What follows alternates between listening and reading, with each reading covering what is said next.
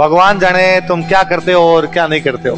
क्या करे तुम्हारी वाली पीढ़ी का, तुम हर बात को, एक तो तुम्हारी वाली पीढ़ी हर बात को मजाक में उड़ाने लग गई। और ये बहुत गलत बात है कि न तो तुम्हारी वाली पीढ़ी की किताबें पढ़ी हुई कोई, न तुम्हारा अखबार पढ़ा हुआ, न तुम्हारी फिल्में देखी हुई, न तुम्हारा कोई ढंग का गेम खेला हुआ। ऐसे कैसे हो सकता है कि कुछ ही नहीं जाने? और ये अच्छी बात नहीं है। इस प्रकार की चीजें यदि किसी देश में, किसी समाज में घटित हो रही है ना, तो इसका मतलब हम पीछे जा रहे हैं। तो मेरा खूब जी करता है कि मैं स्कूलों वालों को जाके समझाऊं कि अरे क्या तैयार कर रहे हो रे, ऐसे कैसे बच्चे बना दिए आपने कि जिनको कुछ आज ही मेरे विजय सर बात कर रहे थे कि कई बार स्टूडेंट आकर है, सर मैंने तो ये नाम ही नहीं सुना। तो ये गलत बात है, क्यों नहीं सुना तूने?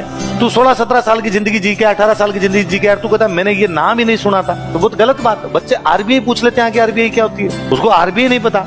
इसलिए थोड़ी बहुत जानकारियां होनी चाहिए। इसलिए मैं फिर कहूंगा, तुम्हारे घर में चाचा ताऊ के बच्चे, कोई बुआ, कोई आपके भतीजे भतीजियां हो, कोई मामा बुआ के हो, उनको आप घर पे जाओ ना, तो आप उनको कहा कीजिए कि देखो हमारे साथ हो गया, ये घटित हो चुका है, तुम ध्यान दो और अखबार पढ़ो, है ना। आज हमारे विषय बात करते विचार करते मैं 6 क्लास में ऑडिटोरियल पढ़ लिया करता था, समझ में नहीं आता था पर पढ़ता था। तो मैं उनको बता रहा था भाई 6 में तो हमारे गांव में अखबार कम ही आते थे, तो मेरा यूं उस टाइम तो कम पढ़ा हुआ है, पर मेरे को याद है 9th के बाद मेरा रेगुलर एडिटोरियल पढ़ा हुआ, जितने पल्ले पढ़ा उतना पढ़ लिया, जैसे पल्ले पढ़ा उतना पढ़ लिया। मेरे तो याद ही नहीं है कभी 9th के बाद में कि कोई लोकसभा और विधानसभा का चुनाव हुआ है और मैंने कभी उस पर बैठ के डिस्कस नहीं किया हो।